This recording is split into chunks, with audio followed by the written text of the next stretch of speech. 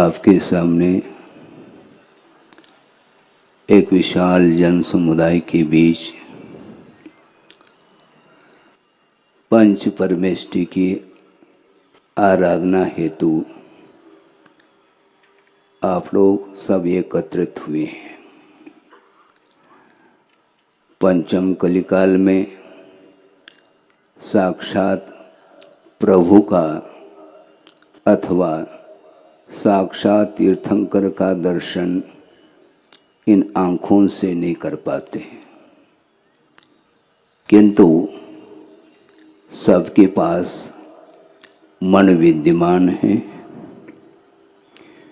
विचार करने की क्षमता जिसके अंदर है, ऐसे उस मन के माध्यम से नमोकार मंत्र की आराधना हम और आप करते आए हैं।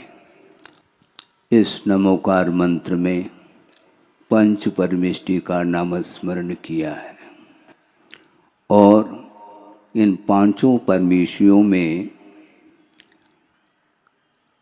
सबसे श्रेष्ठ परमेष्टि कौन है? तो आगम ग्रंथों के आधार से हम पाते हैं कि शुद्ध परमेष्टि जिन्होंने स्वभाव को उपलब्ध कर लिया है, जो आत्मा किसी भी इंद्रियों के माध्यम से ग्रहित नहीं हो सकता, उस अमूर्त परमात्म तत्व को जिन्होंने उपलब्ध कर लिया है, जो आठों कर्मों से अतिक्रांत हो चुके हैं, शरीर से अतीत हो चुके हैं और एक समय में जिन्हें अनंत सुख का संवेदन हो रहा है, यह श्रद्धान का विषय है। ये बुद्धिगम्य नहीं है, केवल ज्ञान उत्पन्न होने के पूर्व में छद्मस्त अवस्था मानी जाती है और उस अवस्था में रह करके पदार्थ का जो स्वरूप है, स्वभाव है, उसका अवलोकन नहीं कर पाते, मात्र श्रद्धान का विषय रह जाता है। चाहे लौकिक कार्य हो अथवा परमार्थ संबंधी कार्य हो, ये सारे कार्य श्रद्धा के बल से ही, विश्वास के बल पर ही संपादित होते हैं। इसलिए पंच परमेष्टि की आराधना करते समय आस्था की बड़ी आवश्यकता है, श्रद्धान की बड़ी आवश्यकता है।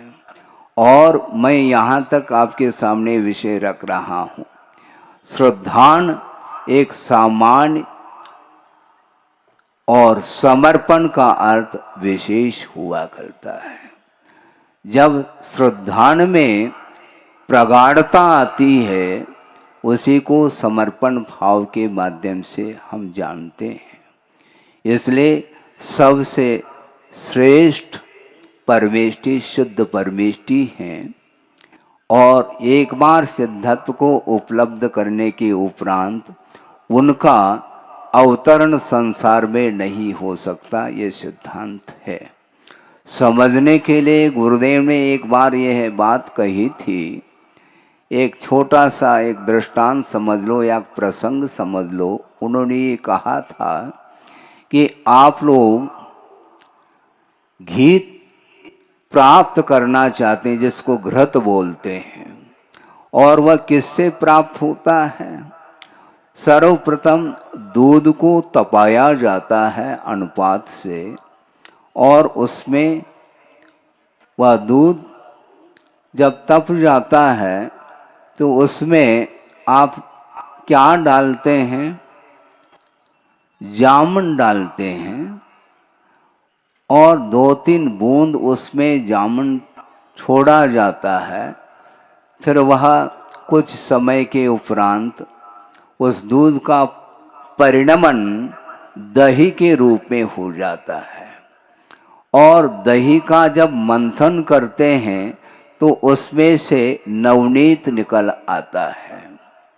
और नवनीत को जब हम तपाते हैं, उस अग्नि के संसर्ग में आकर के, संपर्क में आकर के वह नवनीत घृत के रूप में परिवर्तित हो जाता है। और वह घृत उस दूध की अंतिम परिणति है। उस घृत के उपरांत और कोई भी अवस्था उसकी नहीं होती। उसी प्रकार शुद्ध अवस्था के उपरांत और कोई भी परिणति जीव की नहीं हो सकती है। शुद्ध जीव की परिणति वह स्वभाव के रूप में हुआ करती है। तो शुद्ध परमेष्टि स्वभाव के रूप में परिणमन कर गए हैं, इसलिए पंच नमस्कार मंत्र में उनका प्रथम नंबर आता है। अब विकल्प ये होता है कि महाराज पंच नमस्कार मंत्र में सर्वप्रथम अरहंत परमेष्टि को स्थान दिया है और आप कह रहे हैं सिद्ध परमेष्टि सबसे श्रेष्ठ हैं। बात कुछ समझ में नहीं आती। आ जाएगी आपको एक आध मिनट में ही, क्योंकि सिद्ध परमेष्टि स्वरूप को प्राप्त कर चुके हैं। उनका स्वरूप क्या होता है, स्वभाव किस रूप में होता है, इसका बोध हमें प्राप्त होता है अरहंत परमेष्टि के माध्यम से। अरहंत परमेष्टि उन्हें बोलते हैं रत्नत्रय की आराधना के फलस्वरूप जिन्हें केवल ज्ञान उत्पन्न हो जाता है। और उस केवल ज्ञान में यह क्षमता है कि पूरा का पूरा विश्व उनके केवल ज्ञान रूपी दर्पण में अवतरित होता है। ऐसा कोई भी ज्ञेय वस्तु अर्थात जानने योग्य पदार्थ अवशिष्ट नहीं रहता जो केवल ज्ञान का विषय नहीं बनता हो। तो उस केवल ज्ञान के माध्यम से ही सिद्ध परमेष्टि का क्या स्वरूप होता है, उसका बोध अरहंत परमेष्टि के द्वारा हमें प्राप्त होता है। इसलिए जिसके माध्यम से स्वरूप का बोध होता है, उनका स्थान नमस्कार मंत्र में सर्वप्रथम दिया गया है। इस प्रकार वर्तमान में अरहंत परमेष्टि का और सिद्ध परमेष्टि का साक्षात्कार हम नहीं कर सकते हैं, किंतु जहाँ कहीं भी वो विराजमान हैं, उनको मन के माध्यम से स्मरण करके अपने परिणामों को निर्मलतम बनाया जा सकता है। अरहंत परमेष्टि गुरुदेव ने कहा था शुद्ध परमेष्टि तो घृत की भांति है और अरहंत परमेष्टि नवनीत की भांति है, क्योंकि वह सिद्ध परमेष्टि की पूर्ववर्ती व पर्याय मानी जाती है। उसके उपरांत जो शेष कर्म हैं, उन कर्मों का उन्मूलन करने के उपरांत सिद्ध अवस्था प्राप्त होती है। इस प्रकार अरहंत और सिद्ध परमेष्टि का स्मरण इसी नमोकार मंत्र में हम और आप करते हैं। और यहाँ तक कि इसके उपरांत के जो शेष परमेष्टि हैं, जिन्हें आचार्य उपाध्याय और साधु के रूप में रखा है, और आप लोग पंच नमस्कार मंत्र के उपरांत मंगल के रूप में, उत्तम के रूप में और शरण के रूप में भी इनको स्वीकार करते हैं। ये पंच परमेष्टि मंगल स्वरूप हैं। मंगल का अर्थ क्या होता है, संक्षेप में हम समझना चाहें तो समझ सकते हैं कि मलम पापम गालयति विध्वंसयति दूरी करोति इति मंगलम, ऐसा आगम ग्रंथों में उल्लेख मिलता है। जो मल अर्थात जो अज्ञान भाव है, जो पापमय भाव माना जाता है, जो कालुष्य भाव माना जाता है, उस कलुषता को नष्ट करने में जो सक्षम होता है वह पवित्र भाव माना जाता है। उसी का नाम मंगल कहा है। अभी आपके सामने मंगलाचरण किया है, उसका अर्थ भी यही है। कोई भी श्रेष्ठतम शुभ कार्य होता है उसको सुचारू रूप से संपन्न करने के लिए जो भाव प्रेषित किए जाते हैं वह मंगल के रूप में वह सामने आता है, और मंगल का आचरण जो होता है उसका नाम मंगलाचरण कहा है। तो ये अरहंत, शुद्ध और साधु और केवली प्रणीत धर्म, ये चार ही मंगल हुआ करते हैं, ऐसा शास्त्रों में उल्लेख मिलता है। अरहंत, शुद्ध दो हो गए, और साधु में आचार्य, उपाध्याय और साधु तीनों अंतर्भूत हैं, समाहित हैं। इस प्रकार ये तीन हो गए, और केवली प्रणीत जो धर्म है वह भी मंगल स्वरूप स्वीकार किया है। तो चार ही मंगल हैं, और ये चार ही श्रेष्ठ होने के कारण इनको उत्तम के रूप में स्वीकारा है। क्योंकि जो उत्तम सुख है, मोक्ष सुख है, वहां तक ले जाने की क्षमता इनमें है, इसलिए इनको उत्तम के रूप में स्वीकार है। और उस उत्तम जो मोक्ष पद है उसको प्राप्त करने के लिए इन्हीं पंच परमेष्ठियों का आलम्बन लिया जाता है, इनका शरण लिया जाता है। इसलिए शरण लेने योग्य ये चार ही हैं, अर्थात अरहंत, शुद्ध, साधु और केवली प्रणीत धर्म। इनके शरण से, इनके आलम्बन से, इनकी आराधना के माध्यम से ही हम अपने जो आत्म तत्व है उसको परमात्म तत्व के रूप में ढाल सकते हैं। इसलिए परमात्म तत्व को प्राप्त करने की उद्देश्य को लेकर के ही पंच परमेष्ठि की आराधना निरंतर की जाती है। यह तो हो गया पंच परमेष्ठि का क्या स्वरूप है, उनकी क्या महिमा है, इसको संक्षेप में हमने आपके सामने रखा है। बहुत इसमें विराटता है, गहराई है। उस गहराई तक पहुंचने के लिए अपने को बहुत समय अपेक्षित है, और अल्प समय में स्वरूप को समझ लिया होगा आपने। अब थोड़ा सा विषय आपके सामने और देना चाहता हूँ कि विस्मय होता है, यह जीव अनंत काल से संसार में परिभ्रमण कर रहा है, और पंच परमेष्ठि का जो स्वरूप है और उस स्वरूप को समझते हुए पंच परमेष्ठि की आराधना, उपासना, उनकी पूजा करते हुए भी हमारा यह संसार परिभ्रमण अंत को क्यों प्राप्त नहीं हुआ, यह विचारने विषय रह जाता है। इसलिए रह जाता है क्योंकि पंच परमेष्ठि की आराधना के समय पर आत्मा का दर्शन होना चाहिए। दर्शन और प्रदर्शन दो चीजें हैं। गुरुदेव ने कई बार प्रवचनों के दौरान अथवा तत्व चर्चा के अवसर पर प्रसंग दिए हैं कि वस्तुतः दर्शन और प्रदर्शन में जमीन आसमान का अंतर देखने में आता है।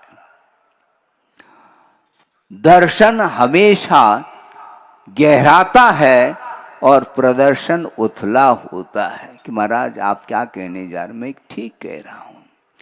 इस विशाल जन समूह में भी मैं उस विषय को इसलिए रख रहा हूं क्योंकि पंच परमेष्ठि की उपासना करने के उपरांत भी अभी तक हमारा संसार विच्छेद को प्राप्त नहीं हुआ। क्यों? क्योंकि प्रदर्शन को महत्व दिया है इसलिए। और हम दर्शन को महत्व देंगे तो निश्चित रूप से सारा विश्व शून्य हो सकता है, और विश्व को जब शून्य करेंगे अर्थात पर वस्तु की ओर जो दृष्टि बार बार जा रही है राग के कारण, उस रागान्वित दृष्टि को समाप्त करके हम आत्मा का दर्शन करना जब प्रारंभ करते हैं उस समय पंच परमेष्ठि का जो वास्तविक स्वरूप है वह हमारे सामने आ सकता है। एक श्लोक आपके सामने रख करके इस विषय को पूर्ण कर लूं। नहीं, वो नहीं, हमें याद है। प्रासंगिक है, क्योंकि प्रभु की आराधना करते हुए भी संसार का अंत क्यों नहीं हुआ, जबकि तीर्थंकर अथवा अरहंत परमेष्ठी 18 दोषों से रहित होते हैं, वीतरागी होते हैं, सर्वज्ञ होते हैं और हितोपदेशी होते हैं, और उनका उपदेश सुनते हुए भी हमारा अभी तक संसार का अंत क्यों नहीं हुआ, ये बहुत बड़ा प्रश्न चिन्ह खड़ा हो जाता है। पंच परमेष्टि में कोई दोष नहीं बंधुओं, आप ध्यान रखें, ध्यान दें इस विषय को। पंच परमेष्टि बिल्कुल निर्दोष हैं, किंतु अपने भीतर जो दोष भरे हुए हैं उन दोषों का निर्मूलन हम नहीं कर पा रहे हैं। क्यों? हमेशा हमारी दृष्टि प्रदर्शन की ओर रही है। दर्शन की ओर दृष्टि एक क्षण के लिए भी हो जाए तो निश्चित रूप से वह संसार का अंत हुए बिना नहीं रह सकता। समो शरण में प्रभु तीर्थंकर विराजमान हैं और उस समो शरण में गणधर परमेष्टि हैं जो द्वादशांग के पाटी होते हैं और दिव्य ध्वनि का आधार आलम्बन लेकर के हम और आपके लिए देशना देते हैं। वे गणधर परमेष्टि भी अरहंत परमेष्टि की आराधना कर रहे हैं, उनका दर्शन कर रहे हैं, उनकी स्तुति कर रहे हैं, और हम और आप भी करते हैं। बहुत बड़ा अंतर देखने में आता है। बहुत अच्छा श्लोक आपके सामने रख रहा हूँ, 5 मिनट में जहाँ तक मैं समझूं इसको पूर्ण कर लूँगा। हाँ, बहुत अच्छी बात है। मैं इसको बहुत ही अल्प समय में अति संक्षेप करते हुए इस विषय को पूर्ण करूं। एक कल्याण मंदिर स्तोत्र आचार्य प्रणीत व स्तोत्र है, उसमें एक श्लोक आता है, बहुत ही प्रासंगिक है। आकर्णितोपि महितोपि निरीक्षितोपि, फिर दोहरा रहा हूं मैं, आकर्णितोपि महितोपि निरीक्षितोपि नूनं न चेतसि मया विधृतोसि भक्त्या जातोस्मि तेन जन बांधव दुख पात्रम यस्मात् क्रिया प्रतिफलन्ति न भाव शून्या। भाव शून्या क्रिया न प्रतिफलन्ति। भाव शून्य जितने भी क्रियाएं होती हैं उनके माध्यम से कोई भी फल सामने दिखाई नहीं देता। हम लोगों ने अर्थात संसारी प्राणी ने भगवान की पूजा की है, भगवान की देशना का श्रवण किया है, आकर्णितोपि अर्थात श्रवण किया है भगवान, महितोपि भगवान आपकी हमने पूजा की है, अर्चना की है, और निरीक्षितोपि है भगवान हमने आपका दर्शन भी किया है। इसके उपरांत भी नूनं न चेतसि मया विधृतोषि भक्त्या, भगवान हमने आपको भक्ति के साथ चित्त में अथवा हृदय में नहीं बिठाया है, इसलिए हे क्या कहा आगे,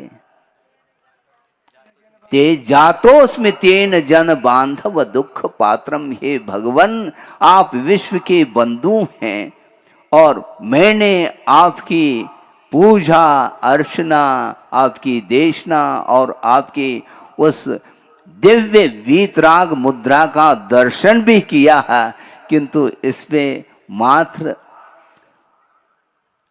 आंखों के माध्यम से वह सारी क्रिया हमने कर ली, कानों के माध्यम से देशना सुन ली, किंतु बार बार दर्शन करने के उपरांत, बार बार उस देशना को सुनने के उपरांत, बार बार पूजन अर्चन करने के उपरांत भी मैं दुख का पात्र बना हूं। क्यों? इसमें कारण ये है कि हमने हृदय से भक्ति के साथ आपको हमने हृदय में नहीं बिठाया है। इसलिए सारी सारी ये धार्मिक क्रियाएं मात्र क्रिया बन करके रह गई हैं, किंतु दुख का पात्र बना हूं, क्योंकि भाव शून्या क्रिया न प्रतिफलंती। भाव शून्य जितनी भी क्रियाएं होती हैं वे प्रदर्शन के रूप में आ सकती हैं, आती हैं, और उसके माध्यम से आत्मा का दर्शन नहीं हो पाता। हमें पंच नमस्कार मंत्र की आराधना चाहे सामूहिक रूप में करें अथवा एकांत में जा करके, अकेले जा करके भी पंच परमेष्टि की आराधना प्रभु बनने के उद्देश्य को लेकर के करते हैं, तो निश्चित रूप से यह पंच नमस्कार मंत्र ये हमारे लिए वरदान सिद्ध होगा। बल्कि इसकी आराधना के माध्यम से प्रभु बनने का अवसर प्राप्त होगा। सब लोगों के लिए इस पंच नमस्कार जो अनादि अनिधन महामंत्र है, इसकी आराधना करते हुए सब लोगों के लिए मोक्ष की उपलब्धि हो, इस पवित्र भावना के साथ इस वक्तव्य को पूर्ण किया जा रहा है। इतना ही कह करके इस विषय को पूर्ण किया जाता है। अहिंसा परमो धर्म की